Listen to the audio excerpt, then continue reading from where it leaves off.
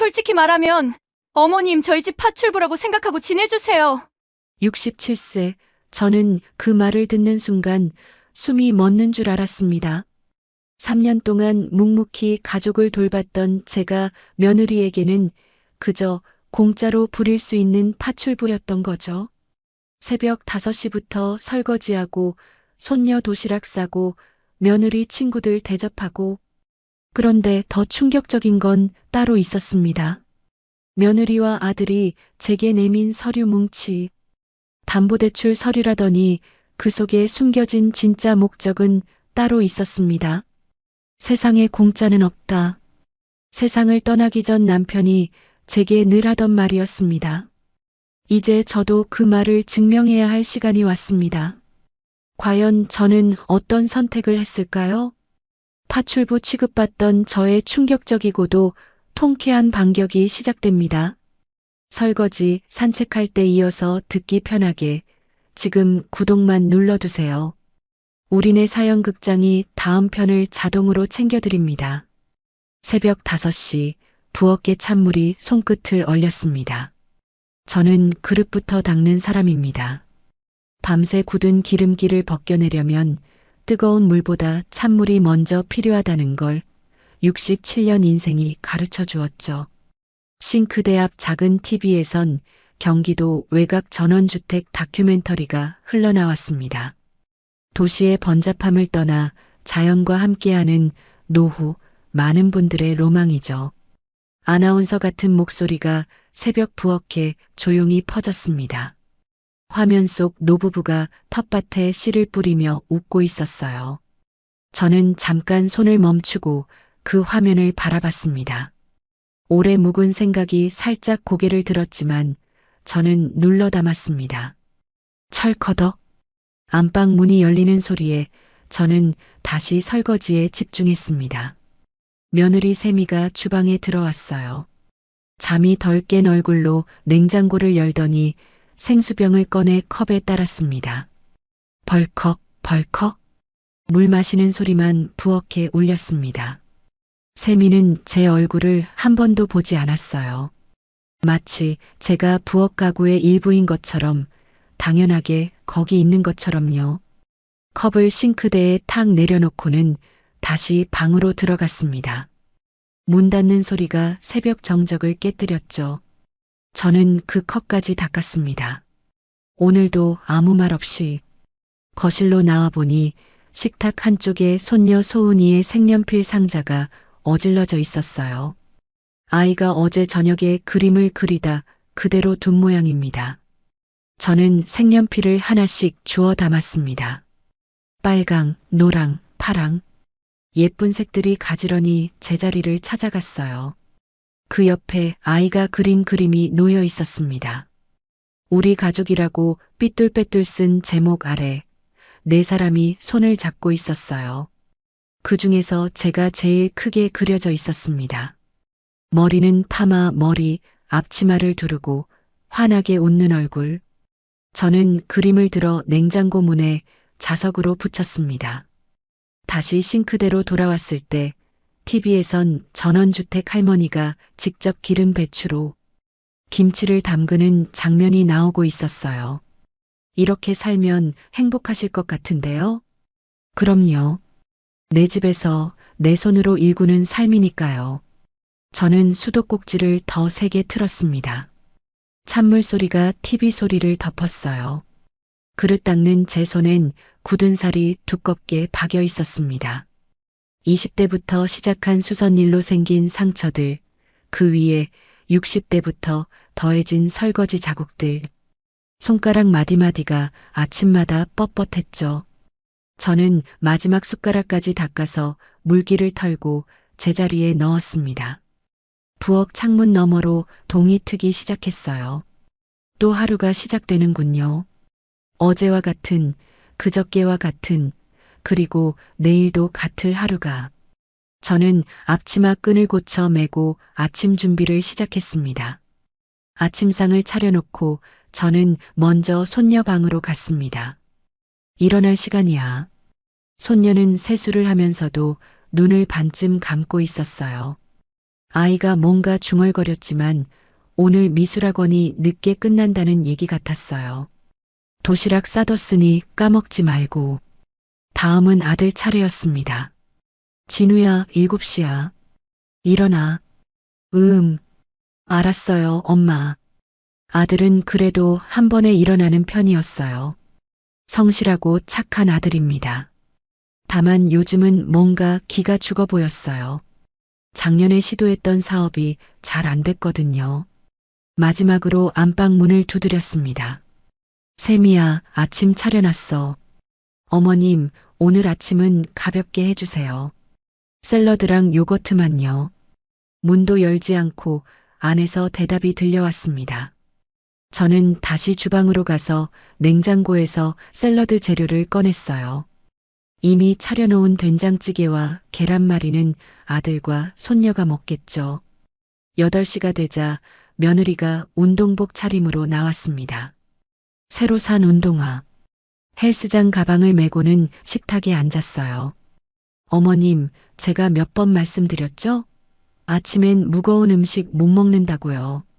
저는 샐러드 접시를 며느리 앞에 놓았습니다. 오늘 점심은 깔끔하게 준비해 주세요. 친구들 오기로 했거든요. 몇 명이나 오는데? 서너 명?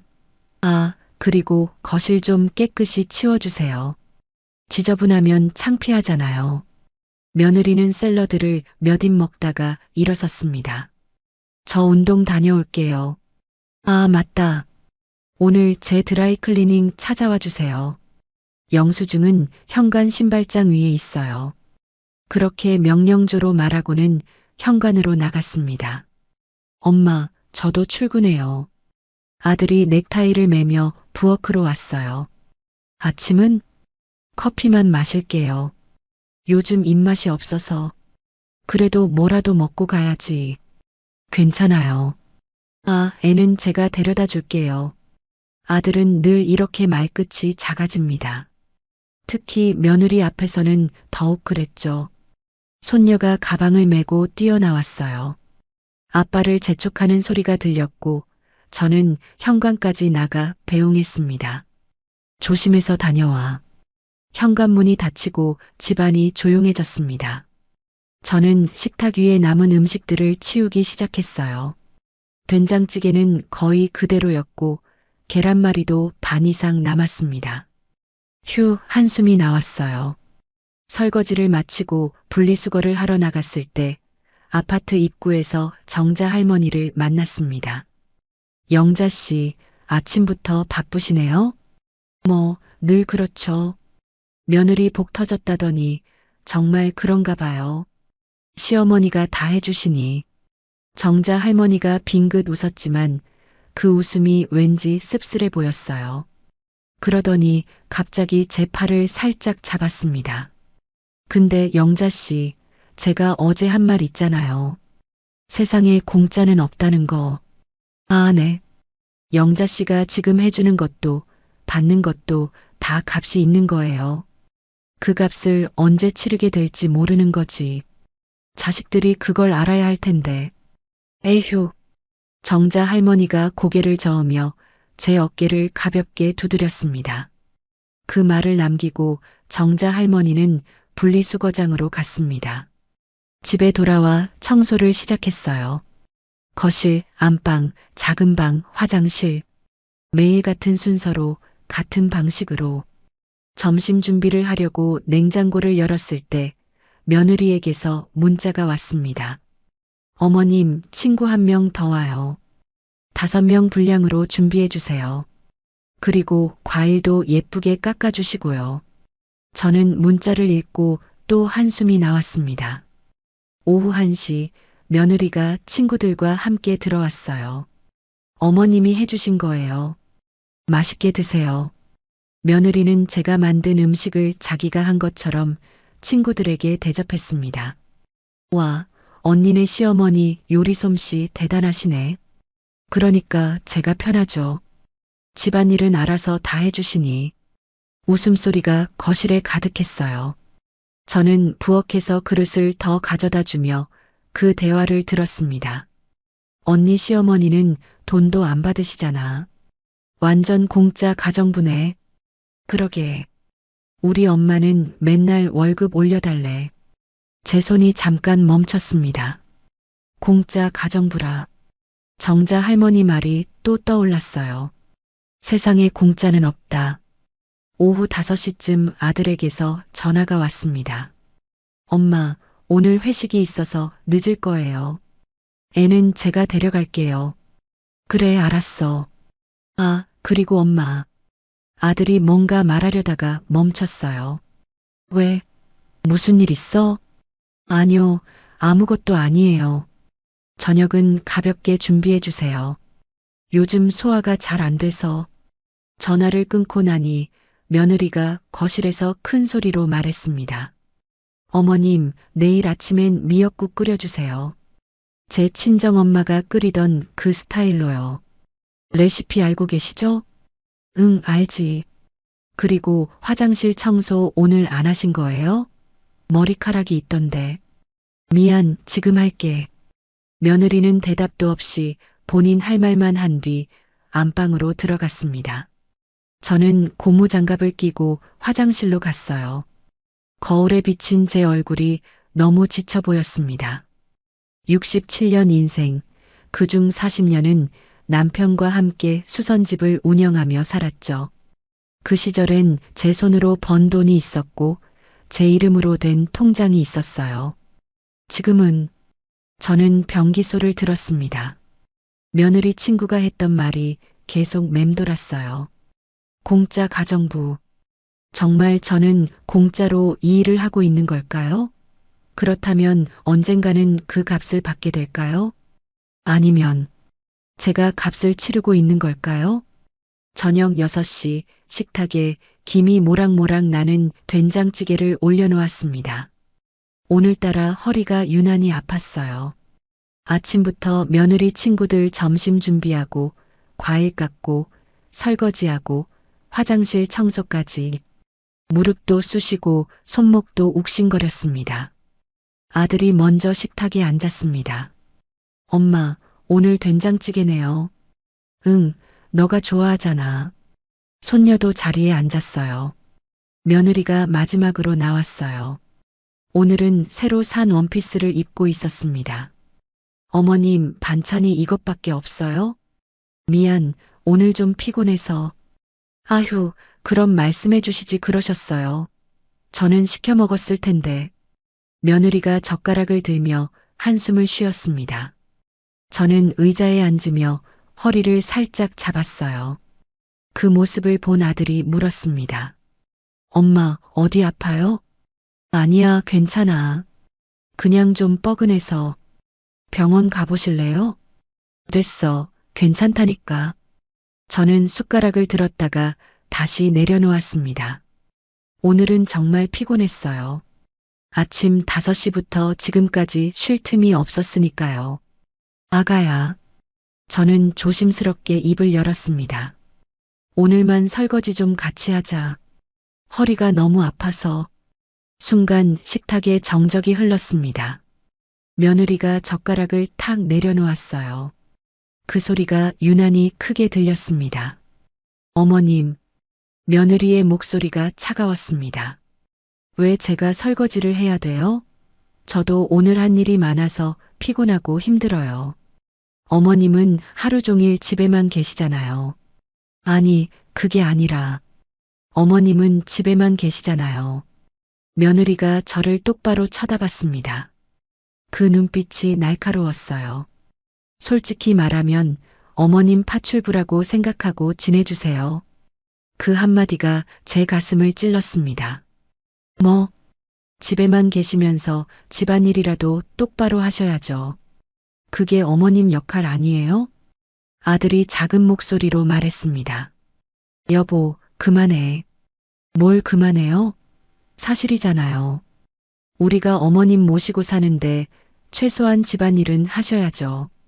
며느리는 계속 말을 이어갔습니다. 저희가 밥 먹여드리고 재워드리고 다 해드리는데 설거지 하나 제대로 못 하시겠다고요? 저는 숨이 막혔습니다. 파출부라니. 파출부라고. 애써? 네, 파출부요.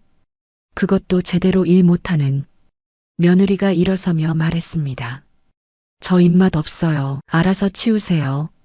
그리고는 안방으로 들어가 문을 쾅 닫았습니다. 손녀가 놀란 듯 엄마가 들어간 방문을 바라봤어요. 아들은 고개를 숙인 채 아무 말도 하지 못했습니다. 엄마, 됐다. 저는 천천히 일어났습니다. 앞치마 끈을 풀었어요. 40년 동안 매일 묶고 풀었던 그 끈을 접어서 서랍에 넣었습니다. 그리고 그 서랍을 3개 닫았어요. 탁! 그 소리에 아들이 깜짝 놀랐습니다. 엄마, 미안해요. 제가 얘기할게요. 필요 없어. 저는 식탁을 둘러봤습니다. 손녀가 만든 클레이 인형이 식탁 한쪽에서 저를 바라보고 있었어요. 할머니를 만든 거라고 했었죠. 앞치마를 두르고 웃고 있는 모습이었습니다. 파출부. 그 단어가 머릿속에서 계속 울렸어요. 진우야. 네, 엄마. 네 아내가 날 뭐라고 불렀지? 아들이 대답하지 못했습니다. 파출부라고 했지. 돈 안 받는 파출부. 엄마, 그게. 그래, 맞는 말이야. 난 여기서 파출부였어. 저는 손녀를 바라봤습니다. 아이는 무슨 일인지 모른 채 할머니와 아빠를 번갈아 봤어요. 근데 이제 그만할 거야. 엄마, 파출부 그만둔다고. 저는 방으로 들어갔습니다. 문을 닫고 등을 기댔어요. 다리에 힘이 풀려 그대로 주저앉고 싶었지만 버텼습니다. 67년 살면서 이런 모욕은 처음이었어요. 남편과 함께 수선집할 때도, 손님들에게 온갖 핀잔을 들을 때도 이렇게 무시당한 적은 없었습니다. 파출부, 돈 안 받는 파출부. 속이 싹 베인 것 같았습니다. 창밖을 봤어요. 맞은편 아파트에 불이 하나둘 켜지고 있었습니다. 저마다의 저녁 시간이 시작되는 거겠죠. 저는 침대에 앉아 오래된 사진첩을 꺼냈습니다. 남편과 찍은 사진, 아들 어릴 때 사진, 손녀 100일 사진. 그때는 행복했는데 밤 10시 저는 침대에 누워 천장을 바라봤습니다. 파출부. 그 단어가 벽에 못처럼 박혀 떨어지지 않았어요. TV를 켰습니다. 또 그 전원주택 다큐멘터리가 나왔어요. 이 나이에 새 출발이 쉽지 않으셨을 텐데요. 뭐가 어려워요. 내 집에서 내 맘대로 사는 건데. 내 집에서 내 맘대로. 저는 리모컨을 내려놓고 침대 옆 서랍을 열었습니다. 오래된 서류 봉투를 꺼냈어요. 등기부등본, 소유자 한영자, 제 이름이 또렷하게 적혀 있었습니다. 이 집은 제 집이었어요. 남편과 함께 20년 동안 수선집을 운영하며 모은 돈으로 산 집.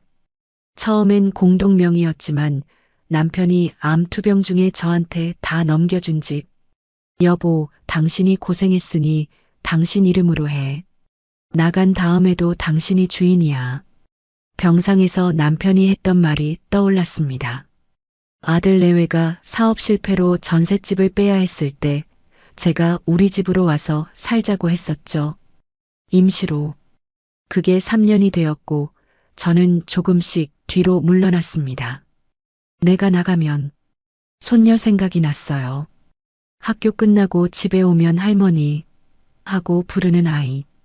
방문 밖에서 아들 목소리가 들렸습니다. 엄마, 정말 미안해요. 미안하다. 참 쉬운 말이에요. 저는 핸드폰을 들어 부동산 앱을 열었습니다. 경기도 전원주택들.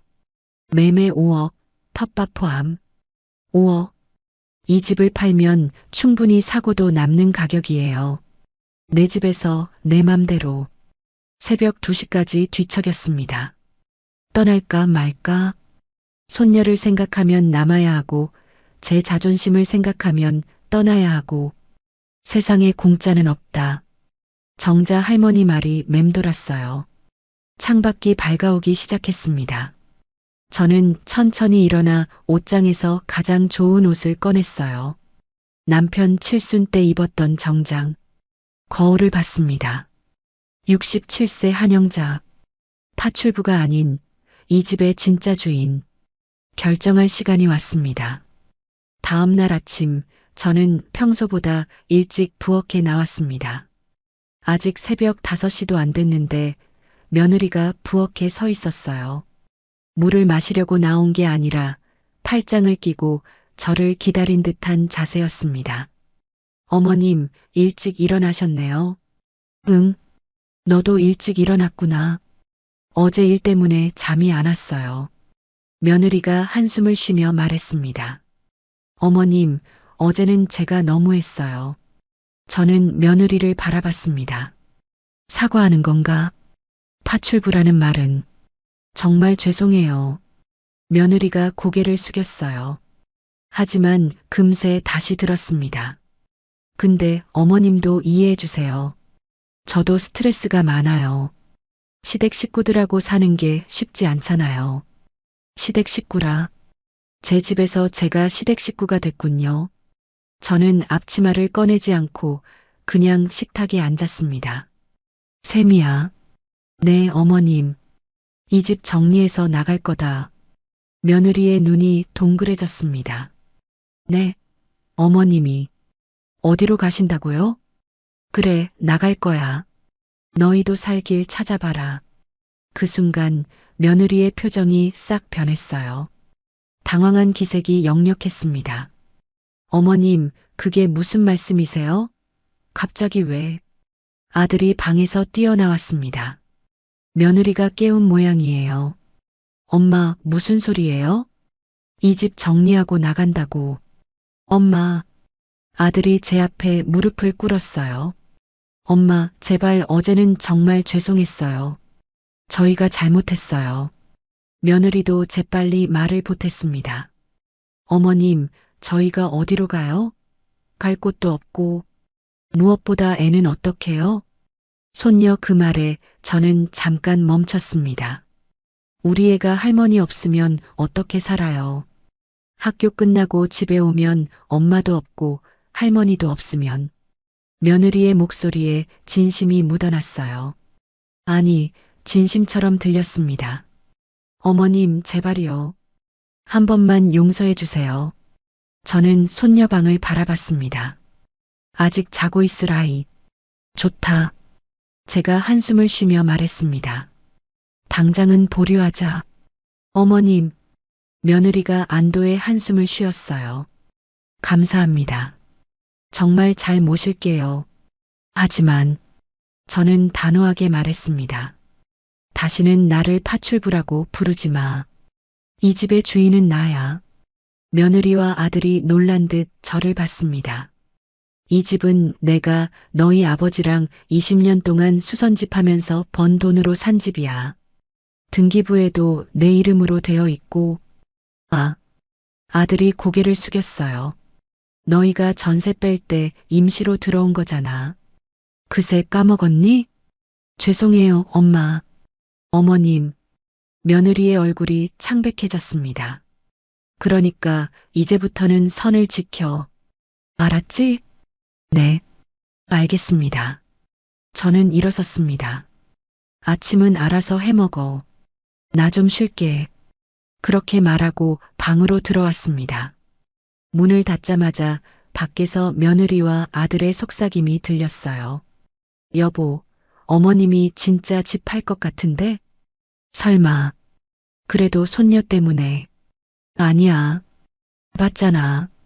눈빛이 달라졌어. 며느리의 목소리에 불안함이 묻어났습니다. 우리 어떡해? 지금 나가면 전세 구할 돈도 없는데. 일단 어머니 심기 건드리지 말자. 그래. 당분간은 정말 조심해야겠어. 저는 문에 기대서서 생각했습니다. 며느리가 겁을 먹은 것 같긴 한데. 얼마나 갈까요? 진짜로 개과천선할까요? 아니면 또 다른 계획을 세울까요? 창밖을 보니 해가 떠오르고 있었습니다. 세상에 공짜는 없다. 정자 할머니 말이 맞았어요. 제가 공짜로 해준 것들, 이제 값을 받을 때가 온 것 같습니다. 하지만 아직은 때가 아니에요. 손녀 때문이 아니라 제대로 된 가르침을 주기 위해서는 시간이 필요했습니다. 저는 서랍에서 작은 수첩을 꺼냈어요. 그리고 펜을 들어 적기 시작했습니다. 계획. 그 아래 날짜와 함께 해야 할 일들을 하나씩 적어 내려갔습니다. 오후 저는 오랜만에 옛 물건들을 꺼내봤습니다. 안방 장롱 깊숙이 넣어둔 상자. 먼지를 털어내고 열어보니 추억들이 쏟아졌어요. 정성수선 간판 조각이 제일 먼저 눈에 들어왔습니다. 나무판에 정성스럽게 새긴 4글자. 남편이 직접 조각칼로 판 거였죠. 가게 문을 닫을 때 간판을 버리지 못하고 이 조각만 떼어왔었습니다. 그 아래 낡은 사진첩이 있었어요. 첫 장을 넘기자 젊은 시절 저와 남편이 수선집 앞에서 찍은 사진이 나왔습니다. 남편은 다림질을 하는 포즈를, 저는 재봉틀 앞에 앉은 모습이었죠. 정성껏 수선하겠습니다. 그때 우리의 구호였어요. 손끝에 굳은 살을 만져봤습니다. 바늘에 찔린 자국, 다리미에 댄 흉터. 다 그때 생긴 것들이죠. 사진을 한 장 더 넘겼어요. 이 아파트 입주할 때 찍은 사진이었습니다. 남편이 현관 앞에서 저를 안고 있는 모습. 여보, 우리가 드디어 집을 샀어. 그날 남편이 얼마나 기뻐했던지. 20년 동안 새벽부터 밤늦게까지 수선 일하며 모은 돈으로 산 집이었으니까요. 이 집은 우리 땀의 결실이야. 공짜로 얻은 게 아니라 정직하게 번 돈으로 산 거야. 남편이 그렇게 말했었죠. 세상에 공짜는 없다. 정자 할머니 말이 아니라 사실 우리 부부가 평생 지켜온 신념이었습니다. 상자 바닥에 봉투 하나가 더 있었어요. 남편이 병원에서 쓴 편지였습니다. 영자에게 내가 먼저 가게 되어 미안해. 집은 당신 이름으로 다 넘겼어. 당신이 주인이야. 누구한테도 기죽지 말고 당신 집에서 당당하게 살아. 그리고 기억해. 세상에 공짜는 없어. 쉽게 얻은 건 쉽게 잃는 법이야. 우리 아이들에게도 그 가르침을 꼭 알려줘. 우리가 평생 그렇게 살았잖아. 사랑해. 편지를 읽다가 눈물이 났어요. 여보, 나 지금 당당하게 살고 있는 게 맞나요? 내 집에서 파출부 소리 들으며. 그리고 우리 아이들에게 그 가르침을 제대로 알려주고 있나요? 그때 방문이 열렸습니다. 손녀였어요. 학원에서 일찍 끝났나 봅니다. 아이가 뭔가 들고 왔더군요. 미술학원에서 만든 카드였어요. 저는 급히 눈물을 닦고 카드를 받았습니다. 할머니께라고 적혀 있었어요. 카드를 열어보니 아이가 그린 그림과 함께 삐뚤빼뚤한 글씨가 있었습니다. 그림은 할머니와 손녀가 손을 잡고 있는 모습이었어요. 아이는 뭔가 더 말하고 싶은 듯 저를 보다가 방으로 뛰어갔습니다. 저는 카드를 가슴에 안았어요. 이 아이를 위해서라도, 아니, 이 아이가 올바르게 자라기 위해서라도 뭔가 해야 했습니다. 쉽게 얻으려는 어른들의 모습을 보고 자라면 이 아이도 그렇게 될 거예요.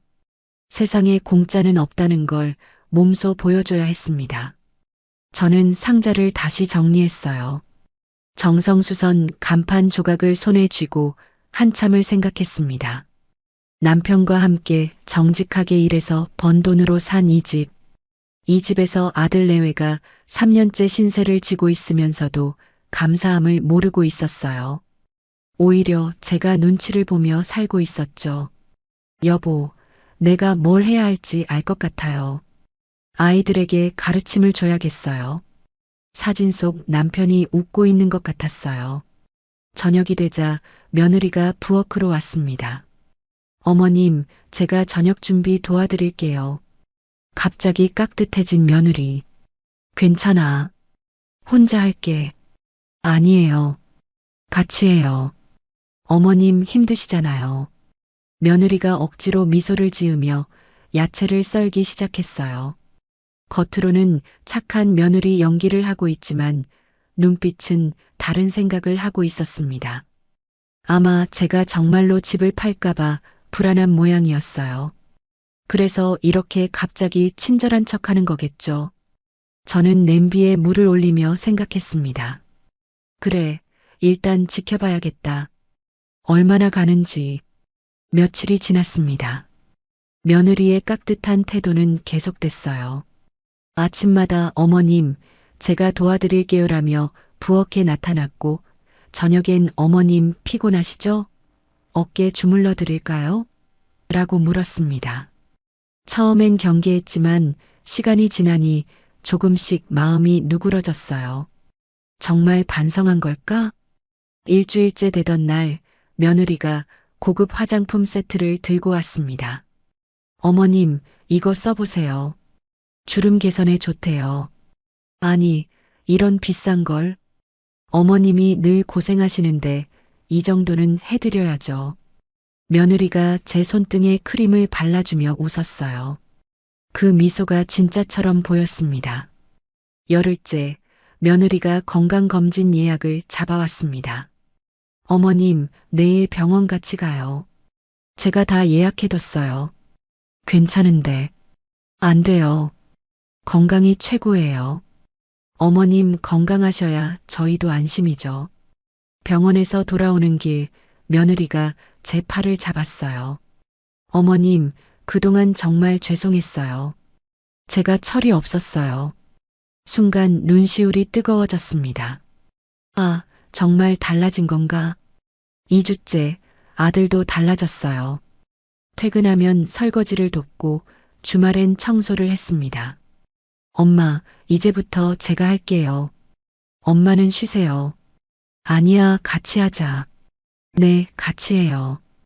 아들과 나란히 서서 설거지를 하는데 옛날 생각이 났어요. 아들이 어렸을 때 수선집에서 같이 일하던 시절이요. 3주째 되던 토요일, 며느리가 특별한 제안을 했습니다. 어머님, 오늘 외식하러 가요.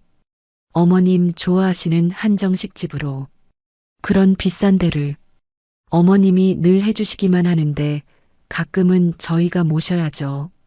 식당에서 며느리는 제 그릇에 음식을 덜어주고 아들은 물을 따랐어요. 손녀는 제 옆에 바짝 붙어 앉아 뭔가 속삭이듯 제잘거렸습니다. 이렇게 화목할 수가. 마음이 따뜻해졌어요. 어쩌면 제가 너무 예민했던 걸까요? 며느리가 식사 중에 말했습니다. 어머님, 제가 생각해 봤는데요. 어머님 용돈 좀 드려야겠어요. 무슨 소리야? 필요 없어. 아니에요. 어머님도 개인적으로 쓰실 돈이 필요하시잖아요. 매달 30만 원씩 드릴게요. 아들도 고개를 끄덕였습니다. 맞아요, 엄마. 그동안 저희가 너무 무심했어요. 집으로 돌아오는 차 안에서 저는 창밖을 보며 생각했어요. 사람이 이렇게 변할 수 있구나. 한 달 사이에 완전히 달라졌어. 한 달째 집안 분위기가 완전히 달라졌습니다. 며느리는 매일 친절했고 아들은 성실했어요. 제가 하는 일도 줄어들었습니다. 오전엔 차를 마시며 TV를 보고 오후엔 동네 산책을 했어요. 정자 할머니를 만나면 수다도 떨었죠. 영자 씨, 요즘 얼굴이 좋아 보여요. 그런가요? 며느리가 잘한다며요? 네, 요즘은 잘 지내요. 정자 할머니가 의미심장한 표정을 지었지만 더 묻지는 않았어요. 어느 날 오후 아들이 일찍 퇴근해서 왔습니다. 평소보다 2시간이나 일찍이었어요. 엄마, 잠깐 얘기 좀 할 수 있어요? 거실에 앉은 아들이 조심스럽게 말을 꺼냈어요. 엄마, 제가 사업 기회가 생겼어요. 사업? 네, 선배가 같이 하자고 해서. 정말 좋은 기회예요. 근데 초기 자금이 좀 필요해요. 아들이 두꺼운 서류 뭉치를 꺼냈습니다. 클리어 파일에 가지런히 정리되어 있었어요. 은행에서 엄마 집 담보로 조금만 담보대출 받으려고 하는데 엄마 도장만 찍어주시면 돼요. 담보대출? 네, 2천만 원만요.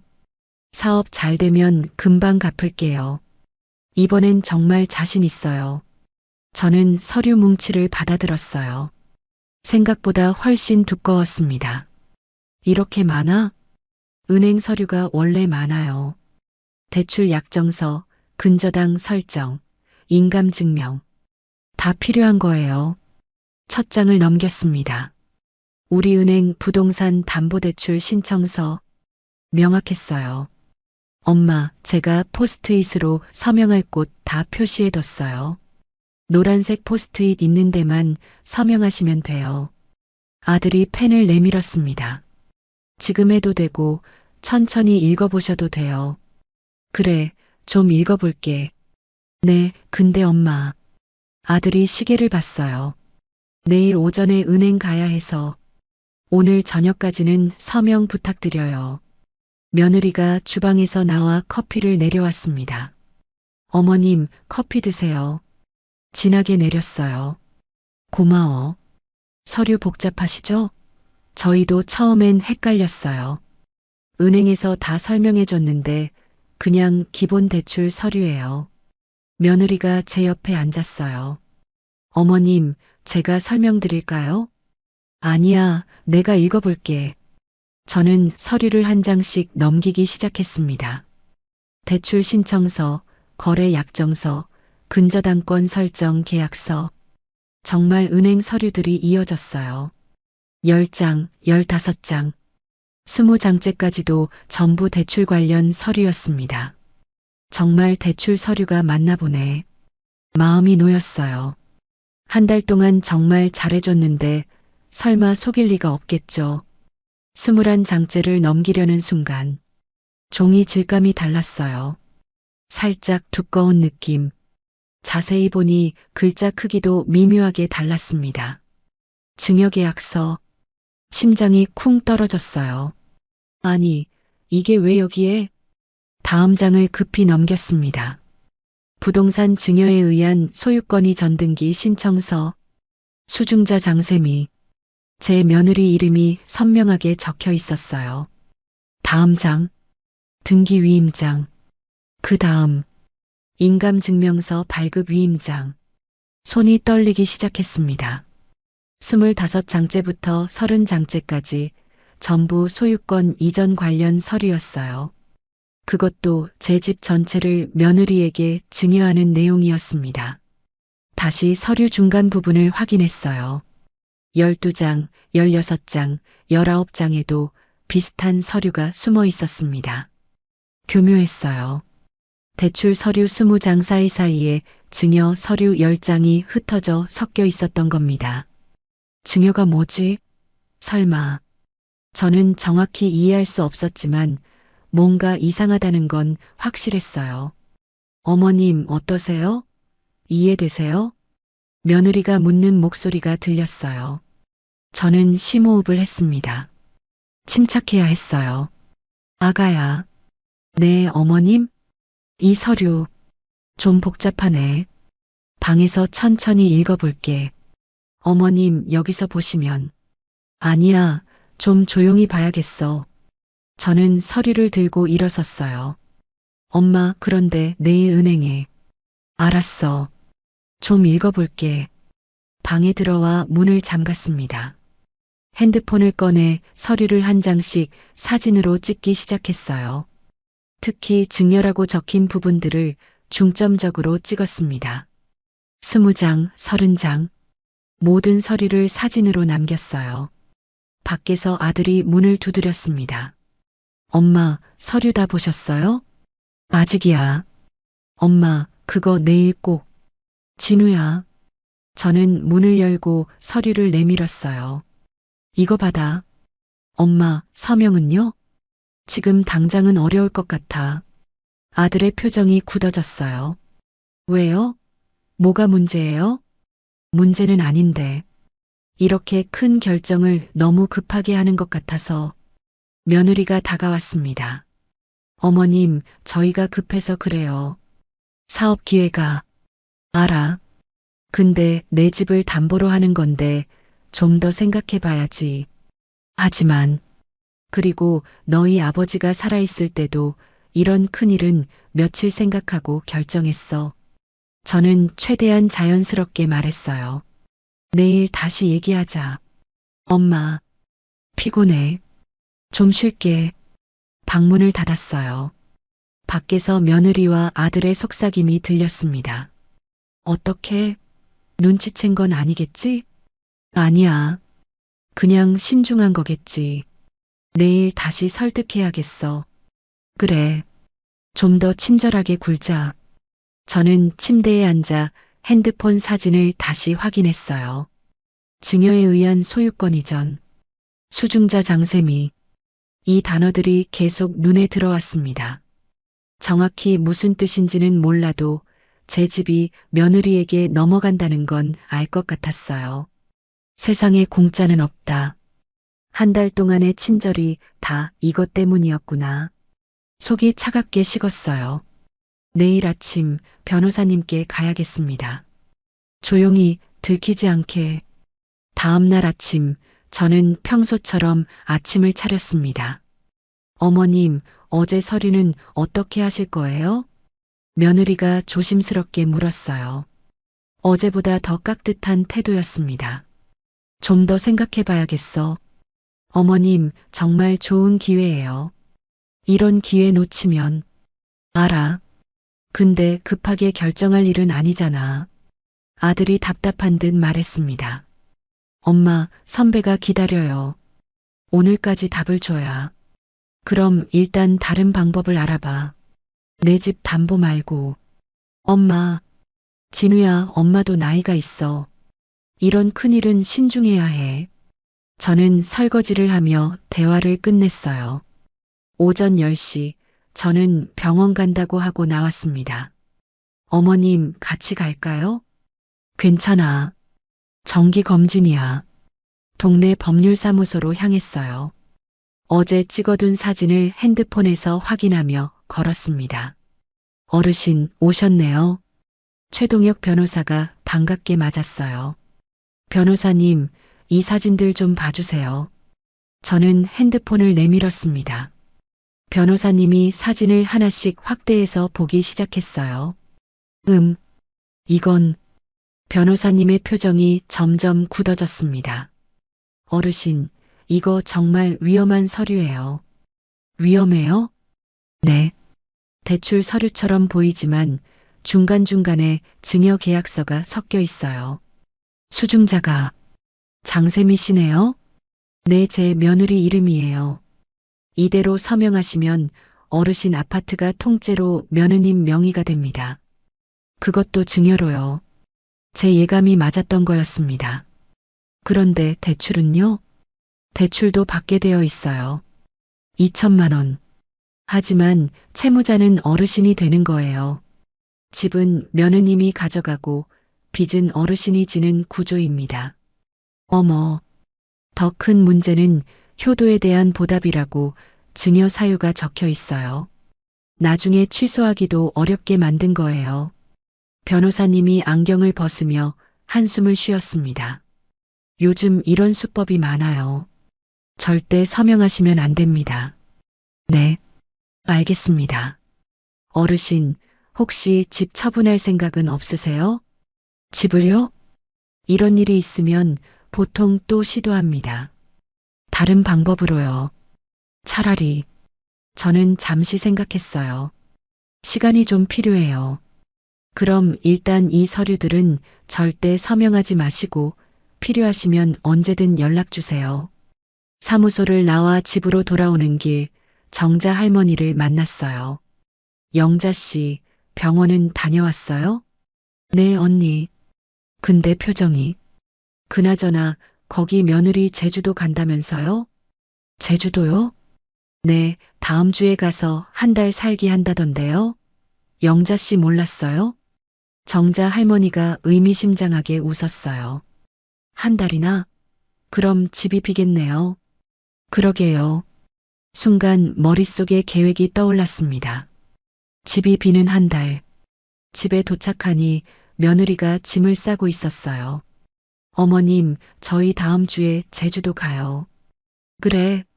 네, 한 달 정도 있다 올 거예요. 애도 방학이고 남편도 휴가 내기로 했어요. 한 달이나?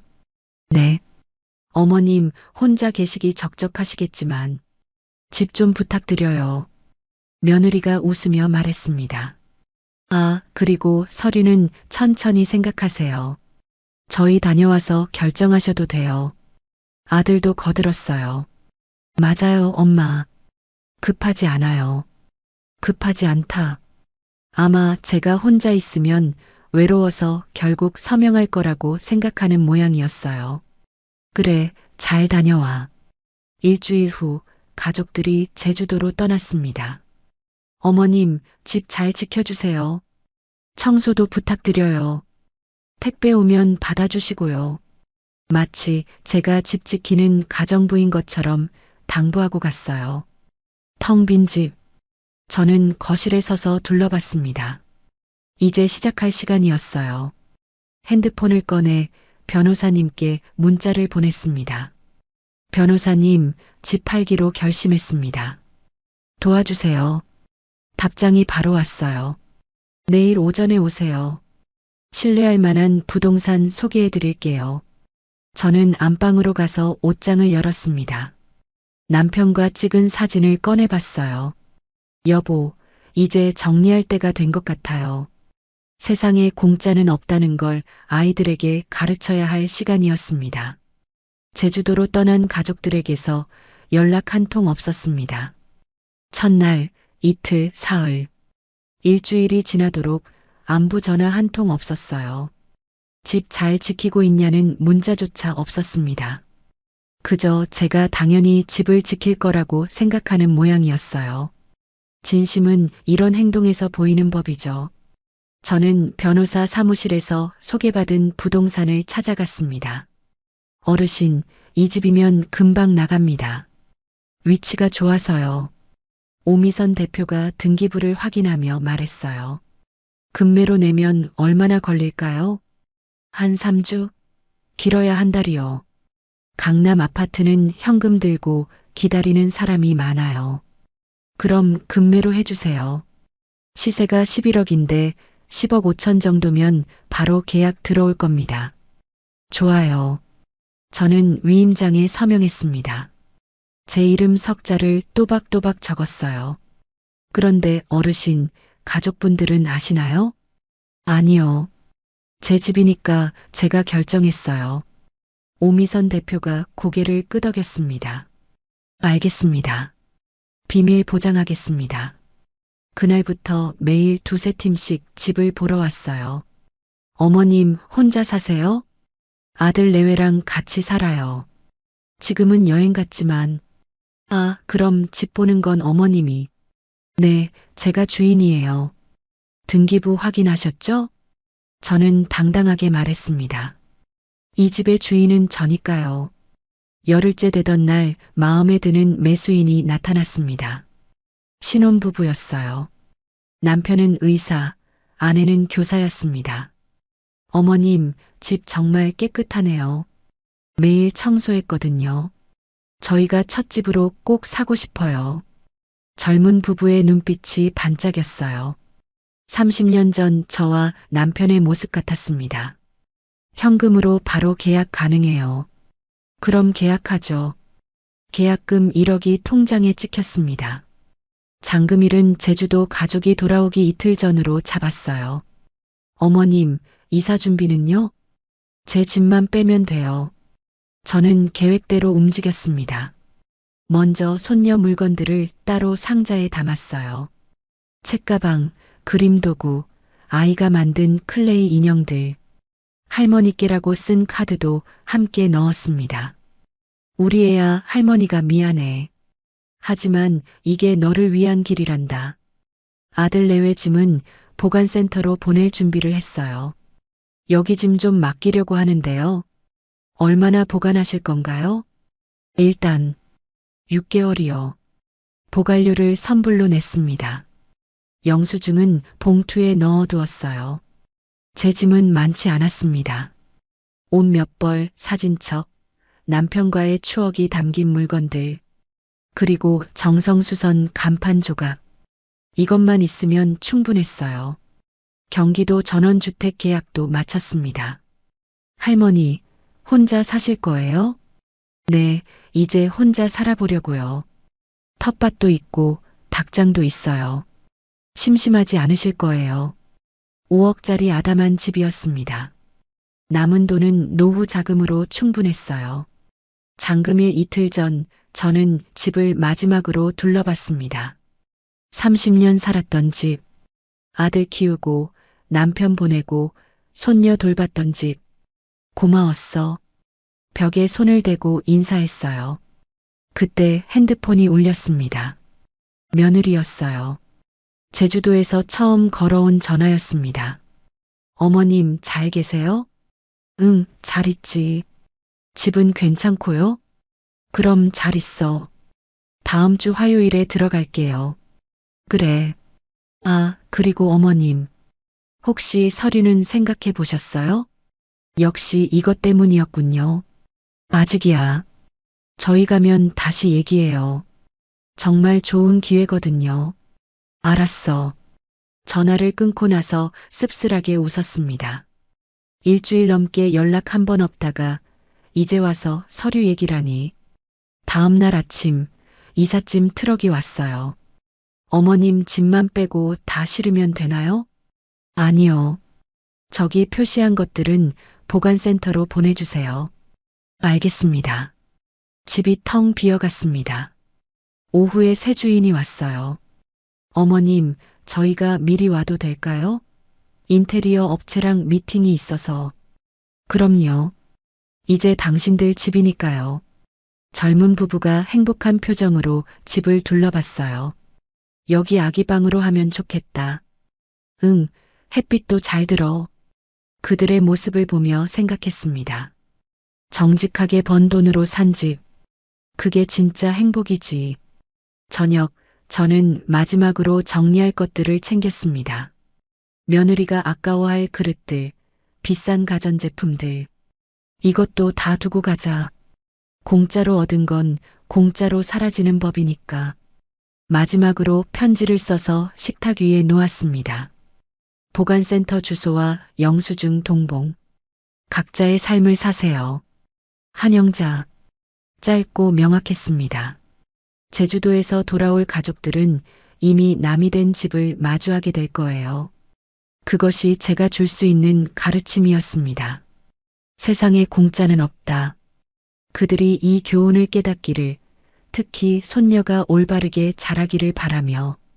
경기도 전원주택, 새벽 5시, 닭 울음소리에 잠이 깼습니다. 서울 아파트에서는 들을 수 없던 소리였죠. 창밖으로 텃밭이 보였어요. 어제 심은 상추가 이슬에 젖어 있었습니다. 이제 정말 새 삶이 시작됐구나. 부엌으로 나가 물을 끓이던 중 핸드폰이 요란하게 울렸습니다. 화면에 뜬 이름, 며느리. 새벽 5시 반에 전화라니.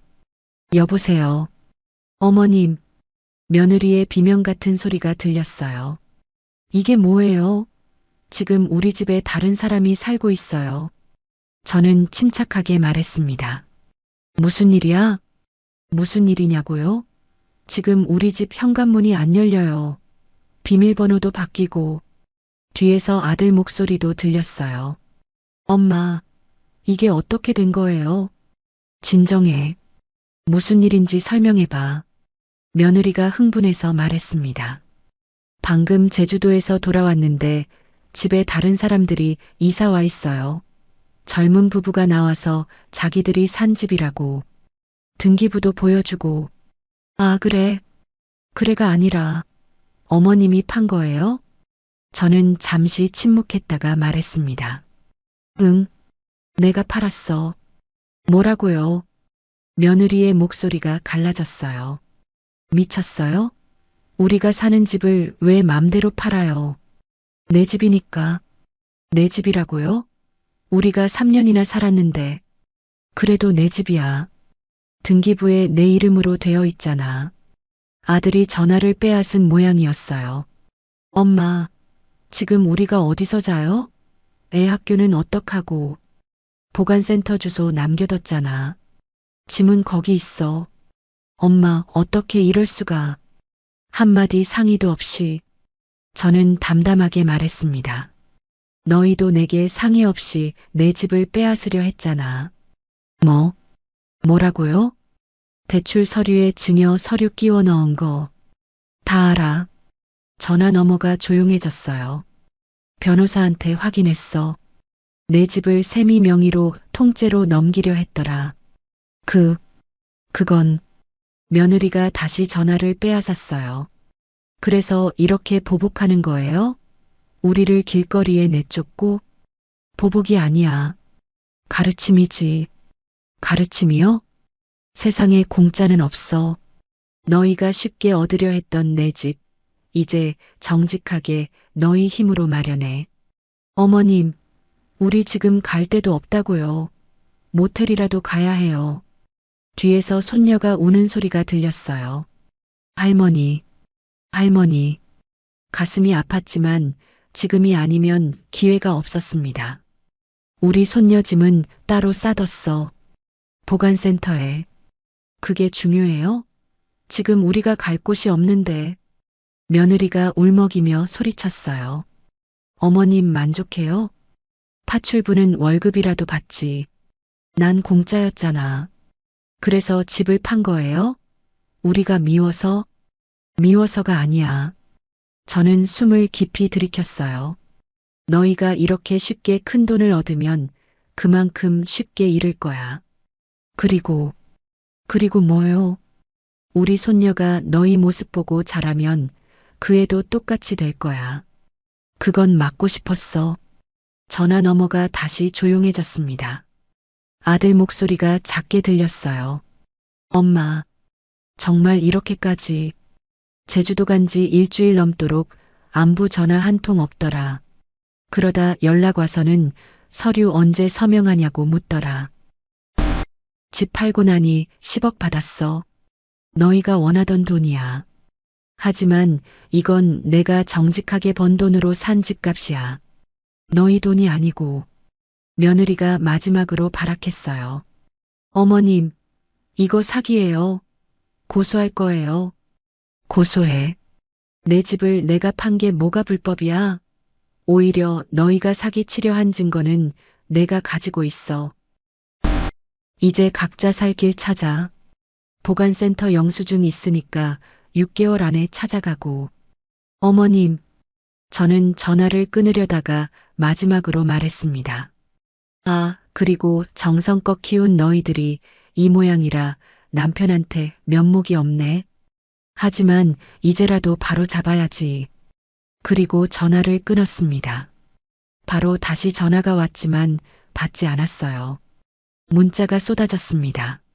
어머님 제발이요. 한 번만 만나요. 애가 울어요.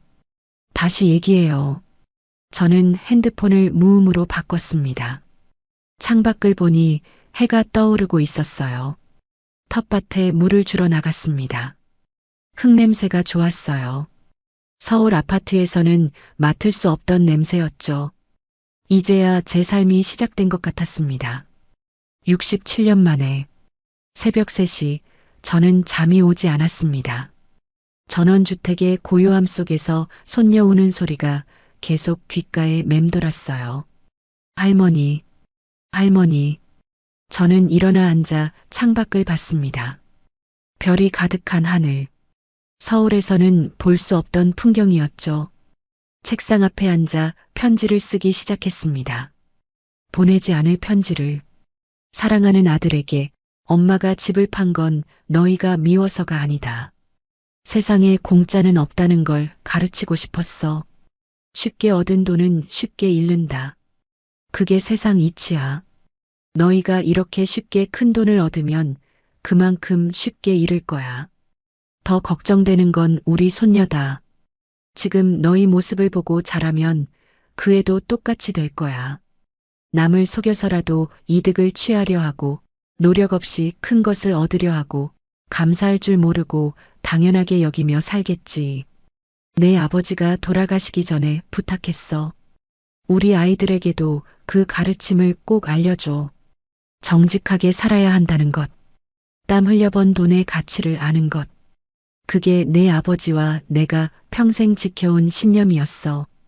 정성수선이라는 작은 가게였지만 우리는 한 땀 한 땀 정직하게 일했고 그 돈으로 집을 샀어. 그 집에서 너를 키웠지. 그런데 언제부터인가 너희는 달라졌어. 사업 실패 후 내 집에 들어와 살면서도 감사는커녕 당연하게 여겼지. 나를 파출부라 부르고 이제는 내 집까지 빼앗으려 했고 엄마가 바보인 줄 알았니? 그래, 어쩌면 바보가 맞을지도 몰라. 하지만 이제라도 바로잡고 싶었다. 너희를 위해서, 특히 손녀를 위해서 언젠가 너희가 깨달았으면 좋겠다. 진짜 행복은 정직하게 얻은 것에서 온다는 걸. 남의 것을 빼앗아서는 절대 행복할 수 없다는 걸. 사랑한다, 아들아. 그래서 이런 가르침을 주는 거야. 엄마가 펜을 내려놓고 편지를 접었습니다. 서랍 깊숙이 넣어두었어요. 언젠가 줄 날이 올지도 모르니까. 핸드폰을 봤더니 부재중 전화가 30통, 문자가 50개. 아들, 며느리, 모르는 번호들. 아마 며느리가 주변 사람들에게 부탁한 모양이었어요. 그중 하나를 열어봤습니다. 어머님, 저희가 정말 잘못했습니다. 한 번만 용서해 주세요. 애가 학교도 못 가고 있어요. 제발 연락 주세요. 저는 핸드폰을 내려놓았습니다. 용서는 쉬운 말이야. 하지만 깨달음이 먼저야. 밖으로 나가 텃밭에 앉았어요. 흙을 만지며 생각했습니다. 여보, 내가 너무 잔인한 걸까? 바람이 불어 나뭇잎이 흔들렸어요. 남편이 대답하는 것 같았습니다. 때로는 사랑도 단호해야 한다고. 저는 손에 묻은 흙을 털고 일어났어요. 아침 해가 떠오르고 있었습니다. 새로운 하루. 저는 부엌으로 들어가 아침 준비를 시작했습니다. 이제는 저만을 위한 아침상. 된장찌개를 끓이며 생각했어요. 언젠가는 깨달을 거야. 시간이 걸리겠지만 그때까지 저는 여기서 기다리겠습니다. 진짜 가족이 되는 그날까지. 일주일이 지났습니다. 전화도 문자도 이제는 뜸해졌어요. 저는 매일 텃밭을 가꾸고 동네 시장에 나가 장을 봤습니다. 할머니, 오늘 배추 싱싱해요. 한 포기 주세요. 평범한 일상이 얼마나 소중한지 이제야 알았어요. 그날 오후 뜻밖의 방문객이 왔습니다. 정자 할머니였어요. 영자 씨, 여기 있었네. 언니, 어떻게 여기를. 며느리가 동네 사람들한테 다 수소문하고 다니더라고. 시어머니가 집 팔고 사라졌다고. 정자 할머니가 마당 의자에 앉았어요. 잘했어. 영자 씨. 네. 그 집 영자 씨 집인데 왜 눈치 보며 살아? 세상에 공짜는 없다니까. 정자 할머니가 봉투를 건넸어요. 이게 뭐예요? 손녀 편지. 아파트 경비 아저씨한테 부탁했대.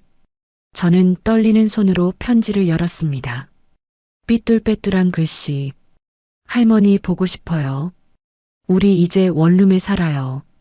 엄마 아빠가 매일 일하러 가요. 눈물이 났어요. 언니, 애는 죄가 없는데. 그래도 지금이 아니면 언제 가르치겠어. 영자 씨가 옳은 일 한 거야. 정자 할머니가 제 손을 잡았어요. 그리고 며느리가 영자 씨 찾아다니면서 하는 말 들었어. 사기꾼이라고, 집 빼앗아 갔다고. 그래요? 근데 동네 사람들이 다 알아. 누가 진짜 사기꾼인지. 정자 할머니가 일어서며 말했어요. 영자 씨, 흔들리지 마. 이게 맞는 거야. 할머니가 돌아간 후 저는 편지를 다시 읽었습니다. 엄마 아빠가 매일 일하러 가요. 드디어 시작했구나. 정직하게 일하는 삶을. 그때 핸드폰이 울렸습니다. 아들이었어요. 엄마, 오랜만에 듣는 목소리였습니다. 엄마, 저 이제 일 구했어요. 작은 회사지만. 그래, 월급 받으면 조금씩 모아서 전세라도 구하려고요. 그래야지. 침묵이 흘렀어요. 엄마, 우리가 정말 나빴어요. 서류 속인 것도, 엄마를 파출부 취급한 것도, 아들의 목소리가 떨렸어요. 엄마, 그런데 왜 우리한테 미리 말 안 했어요? 집 판다고. 저는 단호하게 말했습니다. 너희가 한 건 범죄야. 사기 미수라고. 너희를 멈춰야만 했어. 만약 내가 미리 말했으면 너희가 순순히 놔뒀을 것 같아? 그건 또 다른 수를 썼겠지. 더 교묘하게. 아들이 한숨을 쉬었어요. 맞아요. 우리가 그랬을 거예요. 이제라도 알았으면 됐어. 엄마, 정말 죄송해요. 미안하다는 말보다 행동으로 보여줘. 정직하게 살아가는 모습으로. 네, 알겠어요. 전화를 끊고 나서 생각했습니다. 시작이었어요. 아들이 깨닫기 시작한 것 같았습니다. 며느리는 아직이겠지만 언젠가는 알게 되겠죠. 정직하게 산다는 것의 의미를. 저녁, 저는 작은 일기장을 꺼냈어요. 오늘 아들이 일을 구했다고 했다. 작은 시작이지만 이게 진짜 시작이다. 남편, 당신이 부탁한 가르침을 이제야 전한 것 같아요. 창밖에 별이 떴습니다. 서울보다 훨씬 밝은 별들. 저는 내일 할 일을 생각했어요. 상추 심고, 토마토 모종 사고, 그리고 손녀에게 답장을 써야겠어요. 할머니도 보고 싶단다. 열심히 사는 너희를 보게 되는 날을 기다릴게. 라고. 석 달이 흘렀습니다. 가을이 왔고 텃밭에 배추가 실하게 자랐어요. 오늘은 김장을 하는 날이었습니다. 혼자 하는 김장이지만 마음은 평화로웠어요. 배추를 절이며 생각했습니다. 예전엔 며느리 눈치 보며 김장했는데 그때 핸드폰이 울렸어요. 아들이었습니다. 엄마. 응. 엄마, 저 오늘 첫 월급 받았어요. 그래. 적지만 제가 정직하게 번 돈이에요. 아들의 목소리에 뭔가 달라진 게 느껴졌어요. 엄마, 이제야 알겠어요. 아빠랑 엄마가 수선집 하면서 얼마나 힘들었을지. 이제 알았구나. 네. 하루 8시간 서서 일하니까 돈이 이렇게 귀한 건지 몰랐어요. 침묵이 흘렀습니다. 엄마, 그리고 세미가 일 시작했어요. 그래. 마트 계산원이에요. 처음엔 자존심 상해했는데 이제는 열심히 해요. 며느리도 변하고 있었군요. 우리 애는 학원 끊고 도서관 다녀요. 엄마가 일하니까 혼자서도 잘해요. 손녀가 대견했습니다. 엄마, 왜? 한번 만나주실 수 없을까요? 저는 잠시 생각했어요. 아직이야. 네. 1년은 지켜봐야지. 정직하게 사는 게 하루 이틀로 되는 게 아니야. 알겠어요. 그리고 진우야. 네, 엄마. 세미한테 전해. 마트 일도 귀한 일이라고. 정직한 노동이라고. 네. 전할게요. 전화를 끊고 김장을 계속했습니다. 며칠 뒤 편지가 하나 왔어요. 며느리의 편지였습니다. 어머님, 죄송합니다.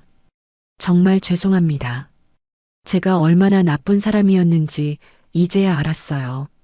어머님 집을 빼앗으려 했고, 어머님을 파출부라고 불렀고, 그 모든 게 범죄였다는 것도 이제야 깨달았습니다. 마트에서 일하면서 많이 배웠어요. 하루 종일 서서 일하는 게 이렇게 힘든지, 손님들에게 무시당하는 게 이렇게 서러운지, 어머님이 3년 동안 느끼셨을 그 마음이 이제야 조금 이해가 됩니다. 저희가 정직하게 1년을 살면 그때는 한번 만나주실 수 있을까요? 용서까지는 바라지 않습니다. 그저 제가 달라진 모습을 보여드리고 싶어요. 그리고 우리 딸에게도 할머니가 왜 떠나셨는지, 왜 이렇게 해야 했는지 설명했어요. 아이가 울면서도 이해한다고 했어요. 엄마가 나빴구나라고. 어머님 감사합니다. 저희를 멈춰주셔서, 그 집을 팔아주셔서, 그게 아니었으면 저희는 평생 그렇게 살았을 거예요. 남의 것을 빼앗으려 하고, 감사할 줄 모르고, 정직하지 못한 삶을 1년 후에 뵙겠습니다. 그때까지 열심히 살겠습니다. 샘이 울림. 편지를 읽고 눈물이 났어요. 드디어 깨달았구나. 저는 답장을 썼습니다. 샘이야, 편지 잘 받았다. 1년 후에 보자. 그때 김장 김치 싸줄게. 정직하게 번 돈으로 전세 구하거든 연락해. 집들이 가줄게. 어머니가 편지를 붙이고 집으로 돌아왔습니다. 마당에서 닭이 울었어요. 텃밭의 배추가 햇빛에 반짝였습니다. 전원주택의 굴뚝에서 연기가 피어올랐어요. 이제야 진짜 가족이 되어가고 있었습니다. 정직한 땀의 가치를 아는 가족으로. 1년 후 가을. 새벽 5시 저는 김장 준비를 했습니다. 오늘은 특별한 날이었어요. 약속했던 1년이 지났으니까요. 닭 울음소리가 집안을 가득 채웠습니다. 저는 앞치마를 두르고 배추를 다듬기 시작했어요. 9시쯤 차 소리가 들렸습니다. 문을 열고 나가니 낡은 중고차에서 가족이 내렸어요. 아들, 며느리, 그리고 손녀. 1년 전과는 완전히 다른 모습이었습니다. 검소한 옷차림, 검게 탄 얼굴, 그리고 무엇보다 당당한 눈빛이었어요. 손녀가 먼저 뛰어왔습니다. 할머니, 저는 아이를 꼭 안았어요. 우리 애가 많이 컸구나. 할머니, 저 이제 혼자서도 공부 잘해요. 며느리가 조심스럽게 다가왔습니다. 어머님, 1년 동안 일하느라 거칠어진 손. 화장기 없는 맨 얼굴이 오히려 편안해 보였어요. 어서 와. 힘들었지? 아니에요. 이제 괜찮아요. 아들이 봉투를 내밀었어요. 엄마, 이거 뭐야? 전세 계약서예요. 작은 집이지만 우리가 번 돈으로 구했어요. 계약서를 펼쳐보니 보증금 5천만 원짜리 작은 빌라였습니다. 1년 동안 둘이 합쳐서 모았어요. 잘했네. 저는 부엌으로 들어가며 말했습니다. 밥 먹고 가. 된장찌개 끓여놨어. 식탁에 둘러앉았습니다. 1년 만에 식사. 하지만 3년 동안 함께 살 때와는 완전히 달랐어요. 며느리가 먼저 수저를 놓았습니다. 어머님, 제가 설거지 할게요. 같이 하자. 나란히 서서 설거지를 했어요. 며느리가 말했습니다. 어머님, 이제야 알았어요. 설거지하는 손이 얼마나 귀한지. 그래, 이제 알았구나. 햇살이 부엌 창으로 들어왔습니다. 마당으로 나가 다 같이 김장을 했어요. 배추 절이고 양념 버무리고 손녀도 작은 손으로 열심히 도왔습니다. 할머니, 이거 우리가 먹을 거예요? 아니, 너희 집에 가져갈 거야. 진짜요? 저는 김치통을 차에 실어주며 말했습니다. 이제 진짜 시작이야. 알겠지? 네, 어머님. 며느리가 고개를 숙였어요. 평생 잊지 않을게요. 세상에 공짜는 없다는 것. 아들이 덧붙였습니다. 그리고 정직하게 사는 게 얼마나 중요한지도요. 차가 떠나려 할 때 저는 손녀를 불렀어요. 우리 손녀야. 네, 할머니. 할머니가 왜 그때 떠났는지 이제 알겠니? 네. 엄마 아빠가 나쁜 짓 하려고 해서요. 그리고 아이가 환하게 웃었어요. 공짜로 얻은 건 쉽게 잃는데요. 엄마가 가르쳐 준 거예요. 그래, 잘 알았네. 차가 떠났습니다. 저는 마당에 서서 멀어지는 차를 바라봤어요. 텃밭의 배추들이 가을 햇살에 빛났습니다. 닭장에서 닭들이 평화롭게 모이를 쪼고 있었어요. 정성수선 간판 조각이 걸린 벽을 쓰다듬었습니다. 여보, 드디어 해냈어요. 아이들에게 가르침을 전했어요. 바람이 불어 나뭇잎이 춤을 췄습니다. 저는 이제 진짜 내 이름으로 내 집에서 내 삶을 삽니다. 한영자, 68세, 파출부가 아닌 당당한 어머니로, 세상에 공짜는 없다는 걸 몸소 가르친 어머니로, 세상에 공짜는 없습니다. 쉽게 얻은 것은 쉽게 사라지고 정직하게 얻은 것만이 진짜 내 것이 됩니다. 한영자 할머니가 보여준 것은 복수가 아니었습니다. 사랑이었고 가르침이었습니다.